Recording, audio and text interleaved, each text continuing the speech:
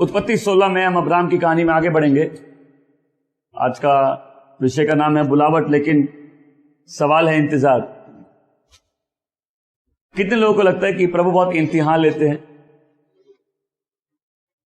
खबर जल्दी से नहीं आती, बड़ा इंतजार करना पड़ता है। और कलीसिया में मुझे सबसे हंसी तब आती जब कोई आके कुछ प्रेयर रिक्वेस्ट लाता है और बड़ी हड़बड़ी में होता है और मैं कहता हूं थोड़ा इंतजार करो, तो सामने वाले का चेहरा देखने लायक होता है कि ये बात क्या बात कर रहे हैं, इंतजार करो, हमसे इंतजार नहीं होता है। कहां है प्रभु? अगर प्रभु ने वादा किया क्यों उसको वाज पूरा नहीं कर सकते? इंतजार करूं तो कितना करूं? अब उसको मैं कैसे बताऊं, मुझे भी नहीं मालूम। हाँ, इतना करो कि जब तक तुम्हारी बेसब्री ना चली जाए, इतना करो कि जब तक तुम उस स्थान पे ना पहुंच जाओ जहां तुम परिवर्तित हो जाओ इंतजार करते करते। कई बार लोग इंतजार करते करते इंतजार करना सीख जाते हैं। कई बार लोग जब किसी चीज के लिए बड़े बेसब्र होते हैं तो बहुत सारी गलतियां करते हैं। और मेरे ख्याल से कोई विश्वासी नहीं है जो अपने विश्वास के सफर में ऐसे दौर से नहीं जाता होगा जहां वो चाहता तो है कि प्रभु के वादे पूरे हो जाए, लेकिन वो कोई कसर नहीं छोड़ता खुद उसको पूरा करने के लिए। वो चाहता तो है प्रभु ने जो कहा है वो हो जाए, लेकिन उसके पास सब्र नहीं है कि प्रभु उससे पूरा करे। आज अब्राहम की कहानी में आगे बढ़ते मैं फिर से जल्दी से शुरुआत से बताता हूं कि अब्राहम 70 साल का था, उर के शहर में अपने पिता परिवार के साथ रहता था, अपने लोगों के साथ रहता था। परमेश्वर की आवाज आई और बोले जाओ तू उस स्थान में जा जो स्थान मैं तुझे देने वाला हूं। अब्राहम अपने घर से अपने पिता के साथ निकला, वो हरान नाम के एक शहर में पहुंचा और अगले 5 साल तक वो वहीं थे। और 5 साल बाद उसके पिता की मृत्यु होती है। अब अब्राहम 75 वर्ष का है और अब्राहम अपने घर से अपनी पत्नी के साथ अपने पूरे परिवार को छोड़ के निकल जाता है उस जगह के लिए जिस जगह को उसने देखा नहीं है और उस परमेश्वर के साथ जिसमें उसने विश्वास किया है। और फिर चालू होता है विश्वास का सफर कि कैसे वो कनान पहुंचता है, लेकिन वहां अकाल आ जाता है और अकाल आते ही वो वहां से वो जगह छोड़ के मिस्र जाता है, जैसे हम में से बहुत से लोग करते हैं। जीवन में तकलीफ आती है तो हम गलत जगह चले जाते हैं। वो मिस्र जाता है, झूठ बोलता है, गलती में फंसता है, लेकिन परमेश्वर उसको वहां से निकालते हैं। बोले प्रभु के पास बहुत संयम है, नहीं तो आप आज यहां नहीं बैठे होते। परमेश्वर आप में कोई भी ऐसी चीज नहीं जोड़ सकता जो उसमें नहीं है।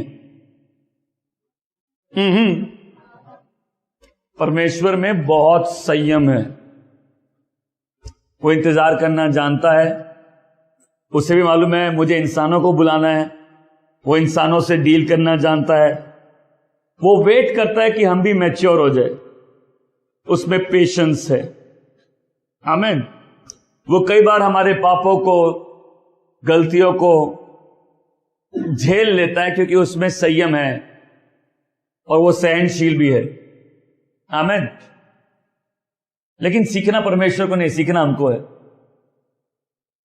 और सफर में परमेश्वर हमें सिखाते हैं। अब्राहम वापस कनान आता है और फिर हम देखते हैं कि हर परिस्थिति में अब्राहम का चरित्र पहले से बेहतर होता है, बदलता है।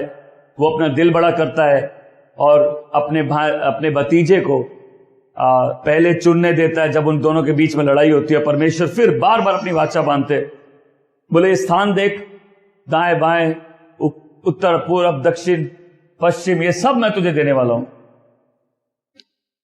उसके बाद वो अपने भतीजे को जिसको लूट के ले जाते हैं, उसे वापस लूट के ले आता है और लूट के सामान में कुछ नहीं रखता है। लूट को जिसे लोग लूट के ले जाते हैं, उसे वो लूट के वापस ले आता और लूट के सामान से खुद कुछ भी नहीं रखता। अब ये कहानी आगे बढ़ती है अब परमेश्वर ने अब्राहम को उत्पत्ति 15 में वादा किया कि मैं तेरे वंश को तेरे द्वारा बढ़ाऊंगा, मैं तेरे वंश को। और अब इस कहानी में आप देख रहे खाली अब्राहम बुढ़ा नहीं है, उसकी बीवी भी बुढ़ी है। ऐसा नहीं ना आदमी बूढ़ा है उसकी बीवी जवान है, नहीं, दोनों बूढ़े हैं। और बूढ़े लोग के पास एक वादा है कि मैं तुम्हें एक संतान दूंगा तुमसे, आमीन। और प्रभु ने 15वें अध्याय में अब्राहम से यह कहा कि तू आकाश के तारों को देख, जितने तारे हैं तू गिन नहीं सकता, उतने ही तेरे वंश होंगे, तुझमें राष्ट्र आशीषित होंगे। अब कहानी में उसकी जो पत्नी है उसे एक आइडिया आता है, मैं सब बोले idea. An idea can change your life. एक आइडिया अच्छों का जीवन बदल देता है।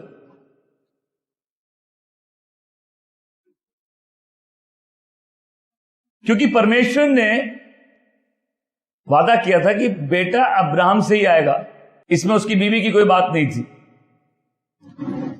तब इंतजार कर रहे थे और ये उसकी पत्नी इंतजार करते करते थोड़ा थक गई थी। कई बार लगता नहीं हमको कि भाई शायद आशीष इसलिए नहीं आ रही क्योंकि हम कुछ नहीं कर रहे,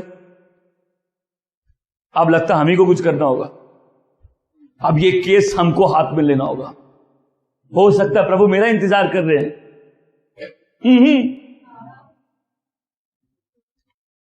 देखिए कई बार जब परमेश्वर ने अब्राहम को वादा दिया होगा, जब दिया था तो जरूर वो जाके अपने घर वालों को और सारे लोगों को कहा होगा कि परमेश्वर मुझे बच्चा देने वाला। तो लोग पूछते ना कहां है, हुआ बच्चा, हुआ, कोई गुड न्यूज कोई गुड न्यूज, बुढ़िया कोई गुड न्यूज, आंटी कोई गुड न्यूज, कोई गुड न्यूज है? तो नहीं होगा होगा होगा। फिर थोड़ी देर बाद को पूछता कोई गुड न्यूज, बोले मेरा ब्रेक थ्रू आएगा, बोले मेरा ब्रेक थ्रू आएगा, मेरा ब्रेक थ्रू जरूर आएगा। अब प्रॉब्लम ये मेरे को नहीं मालूम कब आएगा। लोग आपसे तेरा ब्रेक थ्रू कब आएगा, कहां है तेरा परमेश्वर, एनी गुड न्यूज? बोले नहीं अभी नहीं है, हम विश्वास कर रहे हैं। तो सरे ये थोड़ा जरूर इन बातों से उब गई होगी, इंतजार करते करते थक गई होगी। तो अब ये प्रेशर है बच्चे पैदा करने का, ये बड़ा बढ़ता जा रहा है। अब अब्राहम को बोलती है कि मेरे पास एक आइडिया है, मेरे को अब समझ में आ रहा है प्रभु क्या चाहते हैं, ये जो पूरी कैलकुलेशन है मेरे को अब समझ में आ रही। प्रभु ने बोला तुमसे ही बेटा होगा, तुम बोले काम करो मिस्र में, सब बोले मिस्र। आपको याद है मिस्र गए थे, आप मिस्र जाते, आप मिस्र से निकल जाते, कई बार मिस्र आपका पीछा नहीं छोड़ता। इजिप्ट, मिस्र, और दो जगह, एक मिस्र है, एक वादे का स्थान है। मिस्र है दास का स्थान, और जहां प्रभु ले जाना चाहते हैं वो है बेटे का स्थान।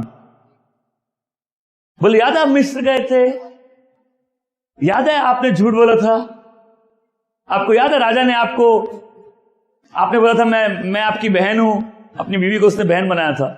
तो आपको याद है राजा ने आपको बहुत गिफ्ट दिए थे, उसमें से बहुत सारे दास और दासी भी दिए थे।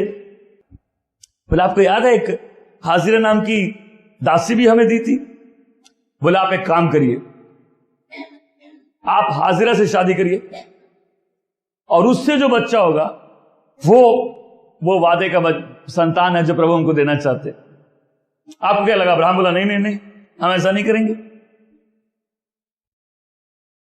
अब्राहम बोला नहीं, हमको पहले प्रेयर कर लेते हैं ना, पहले प्रभु से पूछ लेते हैं। यह अब्राहम बोल सकता था तुम्हारी चाहत अच्छी है लेकिन तरीका बहुत खराब है।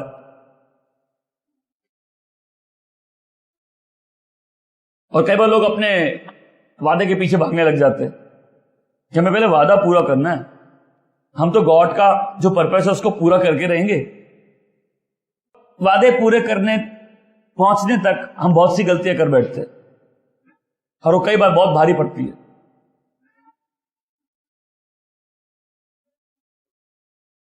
और कुछ ऐसी गलतियां हो जाती है जिसका हमेशा दुख रहता है कि काश उस समय हम थोड़े मैच्योर होते, काश उस समय हमने किसी से सलाह कर ली होती, काश उस समय हमने दुआ कर ली होती। पर अब अब्राहम के पास भी ये चुनाव था और इनकी भावनाएं इन पर हावी हो रही थी। तो उसने बोला कि आप एक काम करिए, आप हाजिरा से शादी करिए, इससे जो बच्चा होगा वही हमारी संतान है। प्रभु शायद यही चाहते हैं। और उन दिनों रीति रिवाज ऐसे थे कि अगर किसी आदमी का अपनी पत्नी से बच्चा नहीं हो तो वो दूसरी शादी करके बेटा पैदा कर सकता है और उससे अपना उत्तराधिकारी बोल के ग्रहण कर सकता है। कस्टम्स, उन दिनों कस्टम्स थे, क्योंकि हर कोई अपना उत्तराधिकारी चाहता है। और ये कस्टम था कि दूसरी शादी करके वो बच्चे पैदा कर सकते। उस आदमी को सिर्फ बोलना था ये मेरा बेटा है, ये मेरा उत्तराधिकारी, और उस दिन से वो लीगली उसका उत्तराधिकारी हो जाएगा। अब्राहम ने प्रार्थना नहीं की। इससे पहले आप देखेंगे अब्राहम जगह जगह वेदियां बनाता था। अब्राहम ने वेदी नहीं बनाई।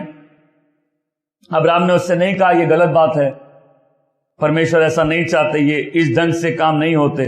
और वचन कहता है अब्राहम ने सरै की बात सुनी। अब्राहम ने सारा की आवाज सुनी। अब्राहम ने सारा की आवाज सुनी। आप किसकी आवाज सुनते? वो एक अंदर से धीमी आवाज आती, मेरे बच्चे चिंता मत कर, सब ठीक है तेरे साथ। आज आपको यह विश्वास करना होगा कि अगर आपने परमेश्वर की आवाज सुन के उसके पीछे चलना शुरुआत किया है तो वो आपको संभालने में सक्षम है। आमीन। वो आपकी विपरीत से विपरीत परिस्थितियों को बदलने में सक्षम है। मैं अपनी एक कहानी बताता हूं कि इसको समझिए। मैं जब प्रभु में आया, आज तक मेरे परिवार का एक व्यक्ति प्रभु में नहीं है। जब मैं बाहर बड़ी मीटिंगों में जाता था, तो जैसे पब्लिक मीटिंग है, हजारों लोग भी हैं, और प्रचार करता था, बहुत सारे लोग प्रभु को ग्रहण करते थे। फिर जब घर आता था और देखता था कि अपने परिवार का एक भी सदस्य विश्वास नहीं करता, तो बहुत दुख होता था। और कई लोग ये प्रेशर लेके घूमते हैं कि मुझे मेरे परिवार को उद्धार देना है, मुझे मेरे परिवार को विश्वास में लाना है। मैं आपसे पहले एक बात कहना चाहता हूं कि पहले तो अगर परमेश्वर ने आपको उस परिस्थिति में बुलाया तो यह याद रखिए, परमेश्वर ने आपको पर्याप्त अनुग्रह दिया है विश्वासी के रूप में खड़े रहने के लिए। आमीन। तो मैं सालों तक इस भार में घूमता रहा कि जैसे ये मेरी जिम्मेदारी है, मुझे इनकी आत्मा बचानी है। और मुझे समझ में आता था मैं जितना अच्छा बनने की कोशिश करूं, मेरे अच्छाई के कारण कोई प्रभु में नहीं आएगा। लोग प्रभु में तब आएंगे जब पवित्र आत्मा उनके दिलों में दोष लगा देंगे और यीशु को प्रकाशना दे देंगे। आमीन। तो मेरे जीवन में भी कई साल बाद एक समय आया कि मैं बोला मैं इस प्रेशर में नहीं जीऊंगा, जहां वादा तो परमेश्वर का कि पूरे घराने को उद्धार मिलेगा, लेकिन कोशिश हम करते रहे लोगों को बदलने की। हमेशा बोले छोड़ दे। पकड़ना बहुत आसान है, छोड़ना बहुत मुश्किल है। तो छोड़ दे, बोले हमेशा बोले छोड़ दे। कई बार हम अपना जीवन, खासकर विश्वासी, अपना जीवन लगा देते अपने परिवार को बदलने के लिए। हमेशा बोले छोड़ दे, फिर से बोले छोड़ दे। एक समय आया सालों बाद हम छोड़ दिए कि लोग बोलेंगे हाँ तू तो देशों में जाके सेवा करता है और तेरे परिवार को उद्धार नहीं मिला, तो क्या मेरे परिवार को मेरे नाम से उद्धार मिलेगा? मेरे लहू से उद्धार मिलेगा? मेरी पवित्रता से उद्धार मिलेगा? मेरे पकड़ लेने से उद्धार मिलेगा? मेरे बहुत कोशिश करने से उद्धार मिलेगा? तो सालों बाद मेरे को समझ में आया, हम हवा से लड़ रहे हैं। लेकिन ऐसा नहीं हमने कोशिश नहीं की, ऐसा नहीं बोले चलो मेरे साथ चर्च, जिससे मेरा बहुत नाम ऊंचा हो जाएगा। और मैं आपको बता दूं, इस कलीसिया में मैं समझता हूं उन लोगों को जो अकेले अपने परिवार से विश्वासी है। आमीन। मैं बहुत सी पास्टरों की पत्नी को जानता हूं, उनकी पत्नी को भी उद्धार नहीं मिला, लेकिन चर्च में साथ आपके कोई बैठ जाए उससे उसका मतलब नहीं कि उसको उद्धार मिल गया। प्रभु में आना और चर्च में आना एक अलग चीज होती है। आमीन। और सबसे खुशी की बात है, मैं सब बोले खुशी की बात, कि यीशु ने कहा कि मैं गुलदस्ता लेके आ रहा हूं। नहीं, यीशु ने बोला मैं एक तलवार लेके आ रहा हूं, आदमी के अपने घर वाले उसके विरुद्ध हो जाएंगे। और अगर आप प्रभु में आकर अकेले होकर नहीं जिए, अकेलापन नहीं देखा, तो क्या जीवन देखा। मैं लोग हमेशा होता, अपने घर में आप अकेले नहीं, अजनबी नहीं बने, तो आपने क्या प्रभु में आया। उन दो राज्यों का फर्क नहीं देखा। और मैं लोगों से भी पूछता हूं, अगर आज इस कलीसिया में बैठे हैं, आप वो पति या पत्नी है जिसको उद्धार मिल गया और आपकी पत्नी या पति को नहीं मिला, तो आप बताइए, अगर आपका पति या पत्नी को उद्धार मिल जाता, वो प्रभु में आता, तो क्या आप उसको वैसे ही तंग नहीं करते जैसे वो आपको कर रहा है। क्या आप अपने पत्नी या पत्नी को या अपने परिवार वालों को या अपने बच्चों को या अपने माता पिता को वैसे ही तंग नहीं करते जैसे वो आपको तंग करते हैं। क्योंकि आपको भी उद्धार आपके कारण नहीं मिला, वो परमेश्वर का वादा था, आज आपके जीवन में प्रकट हो गया, उसकी बुलावट थी। आमीन। तो सालों तक मैं भी संघर्ष करता रहा कि वादों को पूरा करना है, जैसे मेरी जिम्मेदारी है सबको बचाना। लेकिन एक समय मैंने बहुत रात मिलती है उस समय, ऐसे में लोग हमेशा, हम अभी पहुंचे नहीं है लेकिन रुके भी नहीं है, हम उस स्थान पे शायद नहीं पहुंचे, हो सकता है हमने सारे वादे को पूरा होते नहीं देखा है, लेकिन हम जिंदा रहेंगे, हम मर नहीं रहे, हम बौखला नहीं गए हैं, हम दिन रात शरीर और लहू से नहीं लड़ रहे। अगर पवित्र आत्मा बदलता है तो हम संघर्ष नहीं कर रहे हैं। एक समय पे आके हमने छोड़ दिया, क्योंकि छोड़ देने में बहुत आशीष है। जब आप किसी चीज को पकड़ के रखते हैं और कुछ बहुत करने की कोशिश करते हैं जो परमेश्वर ही कर सकता है, आप शरीर से लड़ रहे हैं, आप शरीर से संघर्ष कर रहे हैं, फिर आप अपने खुद व्यक्तिगत जीवन में आगे नहीं बढ़ रहे, आपकी खुद की उन्नति नहीं हो रही। लेकिन जब आप छोड़ देते, तो आप बोलते, अरे उसने जब मुझे इस परिस्थिति में बुलाया। अब्राहम बोल सकता था ना कि मेरे वादे मिलने से पहले तुम मेरी पत्नी थी, मैंने वादा मिलने के बाद शादी नहीं की। अब्राहम सारा को बोल सकता था कि जब परमेश्वर ने वादा दिया उससे पहले तुमसे मेरी शादी हो चुकी थी। तो जो वादा देता है वो उसको पूरा भी कर सकता है। कब?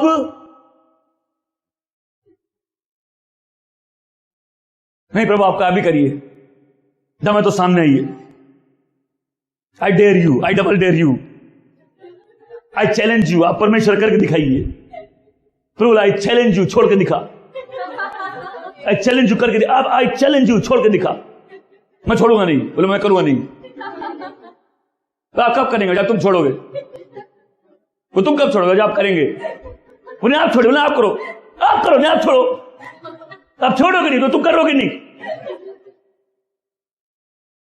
अपने वो छोड़ दो। अगर आज आप किसी परमेश्वर के वादे को लेकर अपने जीवन में बहुत जतन कर रहे हो, छोड़ दो, क्योंकि जिसने वादा दिया है वो उसे पूरा करने में सक्षम है। और इस पूरी बुलावट की श्रृंखला में मैं ये बात आपको सिखा रहा हूं कि परमेश्वर आपके जीवन में रुचि रखता है। अरे परिवार वाले तो मेरे भी उद्धार पा जाएंगे, लेकिन हम प्रभु के उतना करीब नहीं आते अगर हमारी ऐसी परिस्थिति नहीं होती तो। हमको सीखने नहीं मिलता। अगर गुलदस्ता लेके आते हम पायलट और हीरो दोनों दोस्त बन जाते। लेकिन जब प्रभु ने तलवार लेके आई है, सबसे पहली लड़ाई अपने घर में आदमी को मिलती है। एक घर में दो घर, ये हर घर की कहानी है। मैं बोलिए घर घर की कहानी है। एक घर में अभी तक सब ठीक था, लेकिन एक प्रभु में आ गया। एक घर में दो घर, एक घर में दो राज्य, एक घर में गुलदस्ता नहीं तलवार से जैसे बीच से कोई काट दिया। और मैं आगे आपको बोलना चाहता हूं, यदि आप संघर्ष कर रहे हैं अपने घर वालों को उद्धार में लाने के लिए, प्रभु में लाने के लिए, आज वो संघर्ष छोड़ दो। संघर्ष आप सुसमाचार सुना सकते हैं, लेकिन आपके घर वाले आपसे कहां सुनेंगे? अगर आप उस संघर्ष में हैं जहां आपके पास वादा तो है लेकिन संयम का कोई इरादा नहीं है, तो आप वादा भूल जाइए, उससे आप गलतियां ही करेंगे। और प्रभु को प्रॉब्लम नहीं है हम गलती करें तो, उनको प्रॉब्लम है जब हम लेसन नहीं सीखे तो। आमीन। बहुत से वादे हैं,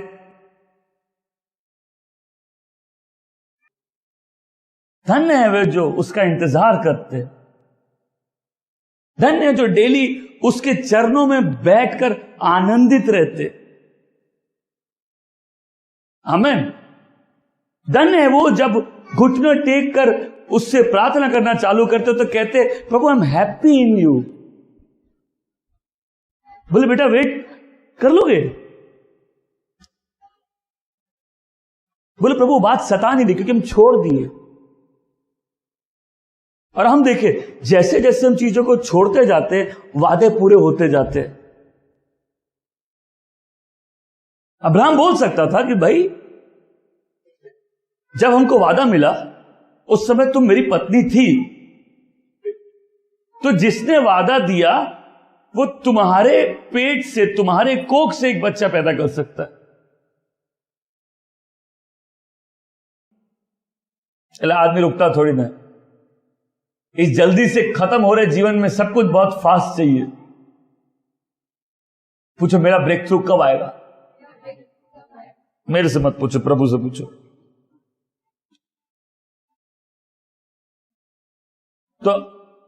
तो सारा ने अब्राम को मना लिया कि वो हजीरा को अपनी पत्नी के रूप में ग्रहण करे।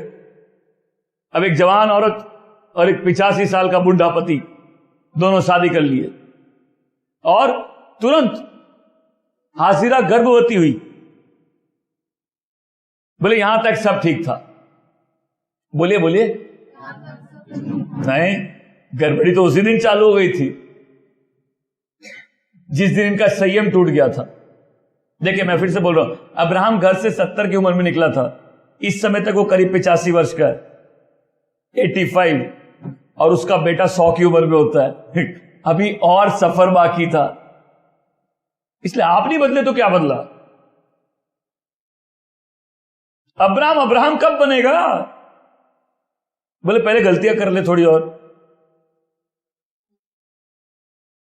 वचन कहते हैं अब्राहम ने सरे की आवाज सुनी। आप किसकी सुन रहे? हम दुनिया के प्रेशर में नहीं जीते। आमीन।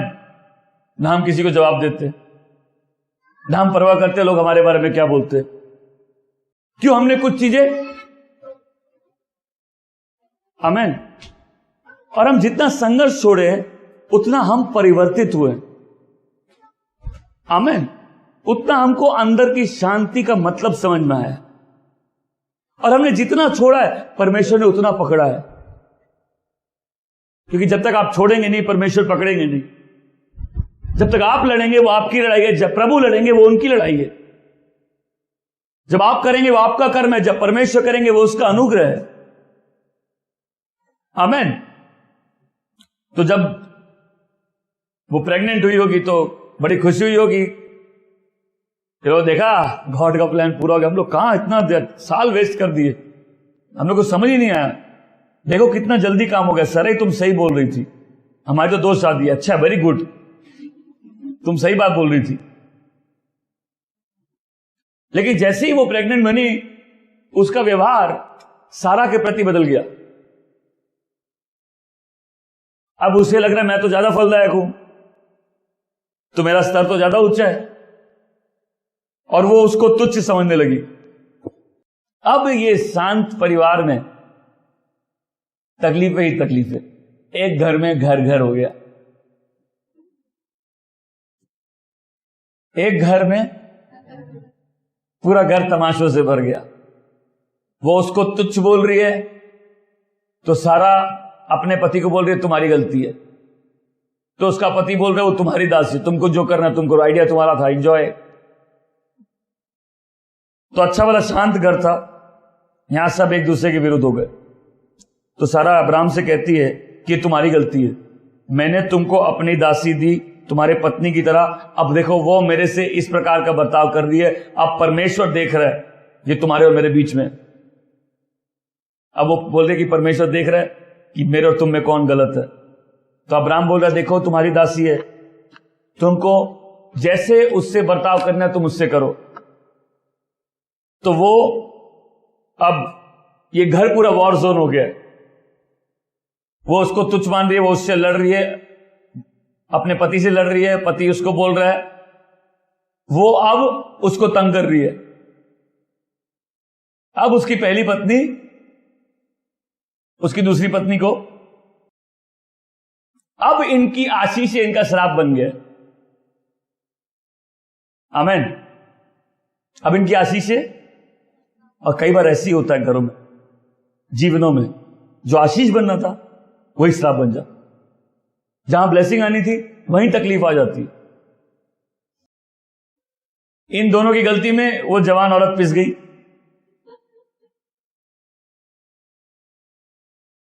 और वो भाग गई, भागकर रेगिस्तान में चली गई, निर्जन प्रदेश में चली गई।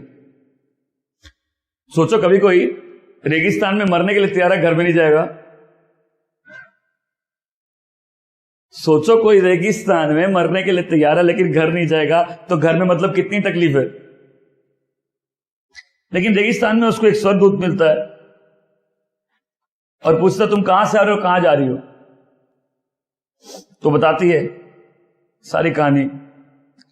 तो बोलता वापस जाओ, अपने मालकिन के अधीन जियो, तुम्हारा एक बेटा होगा, उसका नाम इस्माइल होगा, उसके वंश अनगिनत होंगे। गलती किसकी थी? अब्राम की, सारा की। बुलाया कौन गया था? अब्राम बुलाया गया था, सारा भी बुलाई गई थी। पीछी कौन? कई बार विश्वासी सिर्फ अपना ही सोचते, परमेश्वर ऐसा नहीं सोचते, वो पक्षपात नहीं करते। वो औरत रेगिस्तान में गई, वो रो रही है, और वहां स्वर्गदूत आता है, बोलता तुम्हारा एक बेटा होगा, उसका नाम इस्माइल होगा।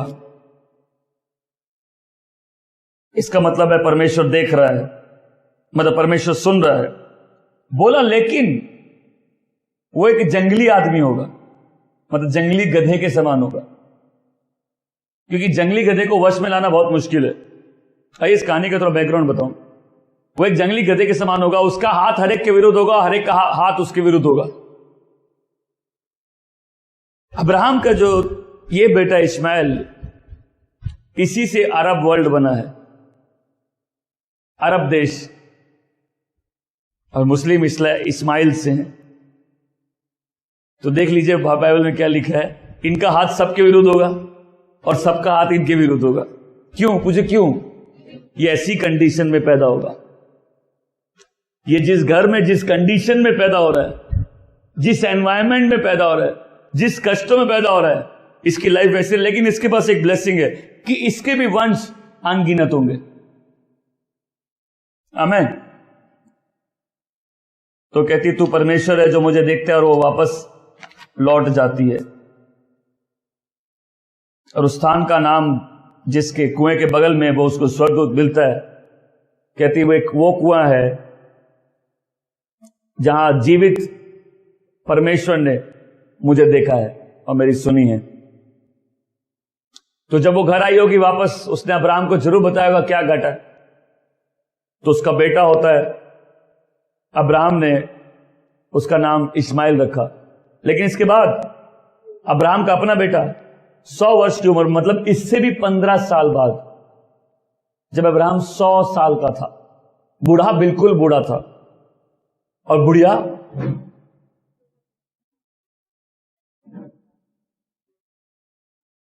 इंतजार, मैं सब बोले इंतजार, संयम हमको अभी चाहिए। चाहिए नहीं, आपको नहीं चाहिए। अरे भाई जीवन खत्म हो गया तो, पहले मौत आ गई तो, टाइम खराब आ गया तो, परमेश्वर ने बोला पूरा कैसे होगा? बोला हम बहुत बहुत दिन इंतजार कर लिया, हमसे और नहीं हो रहा, मेरे को अब प्रोग्रेस चाहिए, हम और डिफिकल्टी में नहीं जिएंगे, अब और इंतजार नहीं हो रहा, अब और अगर आज आप वो व्यक्ति है जो बोल रहा है मुझे और इंतजार नहीं हो रहा तो आज आपके लिए खुशखबरी है कि आपको इंतजार करना पड़ेगा। क्योंकि जब प्रलोभन आता है कुछ करने का, हम पूरे शारीरिक हो जाते हैं और हम हर वो काम करते हैं जो हमको नहीं करना। और जितना आप कोशिश करते हैं, गलती उतना ही होती है। जितना आप अपने आप को समर्पित कर देते, उतनी ही शांति होती है। आमीन।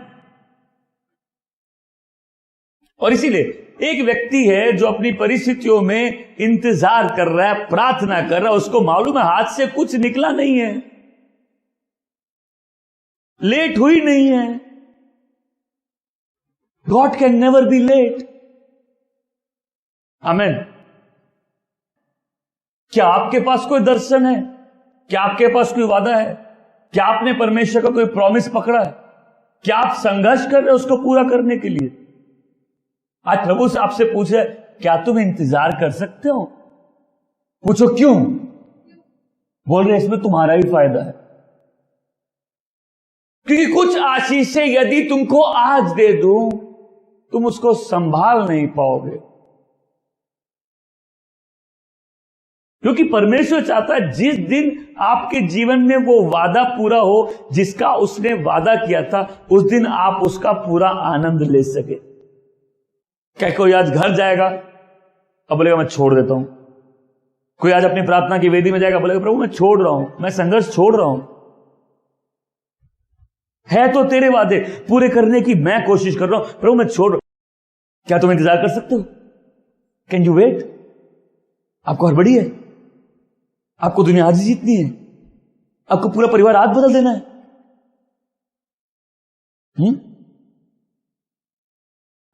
यदि परमेश्वर ने आपको उसी परिस्थिति में बुलाया तो उसी में उठाने में सक्षम भी है वो। आमीन। कोई आज जाएगा अपनी प्रार्थना की वेदी में, बोलेगा God I am happy in you.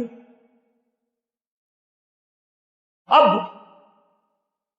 इंतजार की क्या बात है? इंतजार कितना खूबसूरत है। आप संयम कब सीखते हैं? पूछे हम कब सीखते हैं? जब आप डेस्परेट होते हैं। मतलब जितने अच्छे फल है वो विपरीत परिस्थिति में ही निकल। आप प्यार कब सीखते हैं? अगर मेरे अगल बगल ऐसे लोग हो जिनसे प्यार करना बहुत आसान हो, हम भी प्यार कर लेंगे। लेकिन बोले है प्रभु मुझे प्यार सिखा, प्रभु ऐसे टेढ़े लोग भेज दे मेरे जीवन में, फिर आप प्यार करना सीखोगे कि नहीं? उसी को तो प्यार बोलते हैं ना। जब आप इससे प्यार करो जो आपसे प्यार नहीं करता है। आमीन। संयम क्या बोलते हैं? अगर आपके पास कोई चीज ऑलरेडी है, आपको वेट करने की जरूरत है। संयम तो तभी चाहिए जब आप डेस्परेट है किसी चीज के लिए। एक आदमी था गांव में, सबसे विनम्र था। एक दिन जाके बोला मैं इस गांव का सबसे विनम्र आदमी हूं। वो आखिरी दिन था, वो सबसे विनम्र था। लेकिन बोल रहा अगर यदि मेरे जीवन में थोड़ा भी संयम है तो वो इसीलिए आया कि आपकी तरह मैं भी बहुत सारी डेस्परेट सिचुएशन में सिर्फ एक वादे के साथ था। अब्राहम ने सरे की बात सुनी, मैं भी बहुत लोगों की बात सुना, लेकिन अंत में मैंने उसकी आवाज सुनी कि बेटा वादा मैंने दिया है, पूरा भी मैं ही करूंगा। क्या तू सिर्फ विश्वास करके मुझ में आनंदित रह के जीना सीखेगा? तू प्रभु को अपने आनंद का स्रोत जान और वो तेरे दिल की सारी मुरादों को पूरा कर देगा। अरे प्रभु आनंदित होते कहां हैं? सब समय तो टेंशन है, वादा कैसे पूरा होगा। तो क्या तुम आज अपने प्रार्थना की वेदी में, या तुम आज क्या प्रभु के सामने खड़े होकर बोलोगे प्रभु I am happy in you? मुझे इंतजार से डर नहीं लगता है। आमीन। जब आप उस स्तर तक पहुंच जाते हैं, आप तैयार है अपनी आशीषों को पाने के लिए। और कई बार इसीलिए लोग कि बैठकर दुआ करके परमेश्वर को खोजने के बजाय खुद कुछ करना चाहते हैं। क्या आपको प्रभु ने सेवकाई का वादा दिया है? उसके चेहरे को खोजिए, उसमें आनंदित रहिए, दुआ करके अपने समय का इंतजार करिए। मैं ये नहीं बोल रहा कि आप सेवा मत करिए, लेकिन अगर वादा है तो वादा पूरा कर दे, परमेश्वर उसे पूरा करेगा। इसीलिए एक समय आता है जब आदमी को मालूम चलता है जिसने मुझे बुलाया है वो परमेश्वर है। ही सॉवरेन। मेरी लाइफ की कंडीशन कैसी, इससे कोई फर्क नहीं पड़ता, उसने बुलाया है वही करेगा। एक समय आता है विश्वासी को मालूम चलता है गॉड इज गॉड। आमीन। आप प्रभु आपके अंदर ऐसा परिवर्तन लाए जहां आप इतने अश्योर्ड हो जाए गॉड इज गॉड। जो कहता है वो उसे पूरा करता भी है। आमीन। ज्यादा से ज्यादा क्या होगा? बोले अगर आज मैं उत्तेजित ना हूं तो ज्यादा से ज्यादा क्या होगा? पूछिए ज्यादा से ज्यादा क्या होगा? जैसा चल रहा है वैसे ही चलेगा। स्टेटस क्यो। तो अब ऐसा नहीं चल सकता, फिर क्या कर लोगे आप? बोले हमको गलती करने का मन कर रहा है। ज्यादा से ज्यादा क्या होगा? लेकिन जैसा चल रहा है वैसा चल रहा है के बीच में आप बदल जाओगे तो जैसा चल रहा है वो ज्यादा दिन तक वैसा नहीं चलेगा।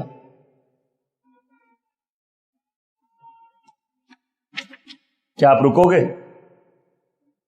डिले, विलंब, देरी, मेरा समय कब आएगा प्रभु? मेरा नंबर कब आएगा प्रभु? प्रभु बोलते इंतजार में ही लोग सबसे ज्यादा बदलते हैं। कोई ऐसे परमेश्वर का दास नहीं जिसको प्रभु ने इस्तेमाल नहीं किया होगा, जिसके जीवन में भी तुम्हारी तरह देरी हुई होगी, जिसको प्रभु ने छोड़ना नहीं सिखाया होगा। जो संयम नहीं रखता उसका संघर्ष अपने ही शरीर से। आज प्रभु करे आपका वो संघर्ष खत्म हो जाए। Striving cease. और उसी समय जब लोग फ्रस्ट्रेटेड हो जाते हैं इंतजार करके, गलतियां करके, एक समय आता जब आप भी छोड़ता, उसी समय पवित्र आत्मा अपना सबसे बड़ा काम लोगों के दिलों में करता है, परिवर्तन। में सब बोले परिवर्तन। परिवर्तन वो आपको मैच्योर कर देता है। और इसीलिए छुपे रहने के सालों में, इंतजार के सालों में सबसे ज्यादा आशीष उसी सालों में होती। आज मुझे मालूम है यदि मैं इंतजार में वो साल नहीं बिताया होता तो आज मैं यहां खड़ा होता, इस लायक नहीं होता। क्योंकि मैंने उन दिनों ही जो सीखा है उसी ने मुझे इंसान बनाया। आमीन। मैंने उन्हीं दिनों अनुग्रह का मतलब समझा है। मैंने उन्हीं दिनों इस बात का मतलब समझा है कि ये जीवन मेरा अपना नहीं है, ये उसका है जो मेरे द्वारा जीना चाहता है।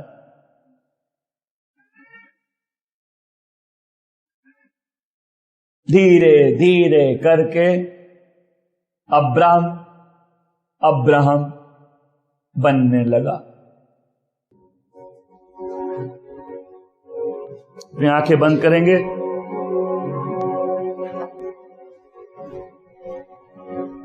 जैसा प्रभु ने आपसे बात की उसके अनुसार दुआ चालू करेंगे। छोड़ दीजिए, आज छोड़ दीजिए, उसके हाथों में दे दीजिए, संघर्ष खत्म कर दीजिए।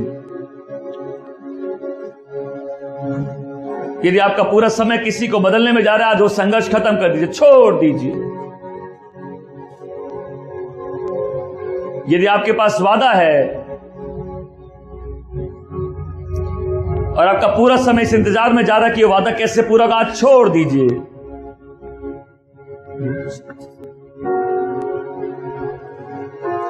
दीजिए, अपने आप को प्रभु को दीजिए।